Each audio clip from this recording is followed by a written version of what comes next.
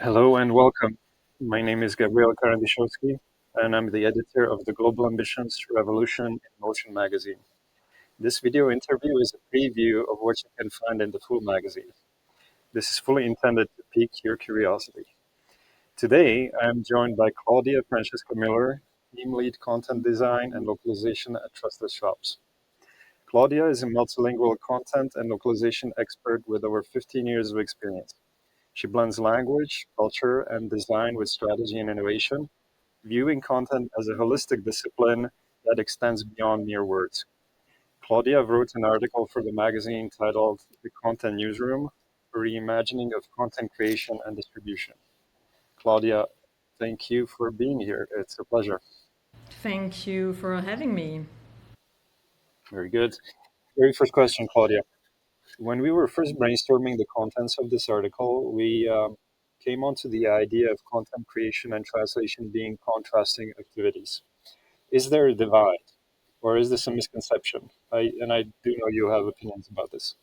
As you know, I was pondering this question a lot, and the question is who's the real creator, the writer of the source text, or the translator who brings it into another culture? So, traditionally, the answer has been obvious: the author creates and the translator translates. But if you ever work closely with translation, you know it's not that simple. And I have felt both like excitement and enthusiasm when I actually worked as a content designer with localization people because we made it happen that message came across different cultures. But I also felt disappointment and frustration when translation is treated as a mechanical step at the very end of the process.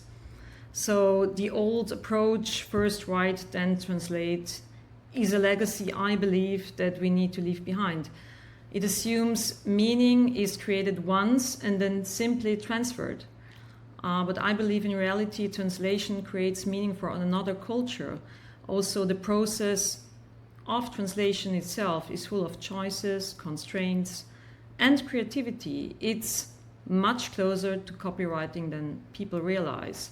So, for me, the question becomes much more: why do we still think translation as secondary instead of seeing it for what it really is, part of the act of creation?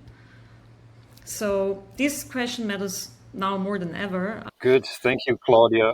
This brings me to the second question I had for you, and that is, without spoiling the contents of the article too much, can you sketch out what your proposed solution to this dilemma is? Sure. So let's think about the scenario we're in today. So content is being generated faster than ever. AI accelerates everything, and we have speed and the ability for a high volume output.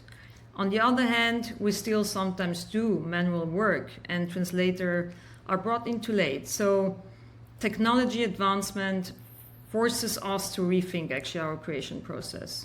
So first of all, speed doesn't equal equality and engagement. So depending on the content, we should make choices in speed, in quality, and distribution. And why should we do that? Well, having speed that brings you to high volume content is one thing. But if it doesn't click with people in different markets, it doesn't matter. And that makes companies lose impact and money. So, what if, and I will just plant the seed here. So, what if there is a different way to organize creation? A way where translators and writers aren't separated by sequence anymore. So, I want you to imagine this: a space where content isn't treated as a single line of production, first source, then target, but more as a collaborative process. So, a space where translators don't just react but contribute from the start, where meaning is shaped with multiple perspectives in mind and cultural resonance is baked in from the very beginning. So, it's less like a conveyor belt and more like imagine a team gather around a table, deciding not just what to say, but how to say it so it actually lands in every market. And that model exists, and it's not just theory. Some companies are already experimenting with it. And it has the potential to change how we think about content, translation, and even business impact. If I didn't know what the article was about, I would think this is super interesting, but I've read it already. Claudia, for the rest of the audience about to discover your article, why should they read it? Good question, especially if you think there's so much out there to read. But well, let's circle back to the question, my opening question I had. So, who is the creator, the source text writer, or the translator? I believe the answer is both. So, creation doesn't happen in isolation, it happens in collaboration. And if we want content that truly resonates, we need to bring translators, writers, content specialists, AI specialists nowadays into the same room from the very start. So, in my article, I explore this idea in more depth, how we might reorganize the way we create, and why it matters now in the age of AI and global content. Thank you for watching, folks. You can check out more of these video previews of what's in the full release of the Global Ambitions Revolution in Motion magazine by checking out Argus Multilingual's LinkedIn page.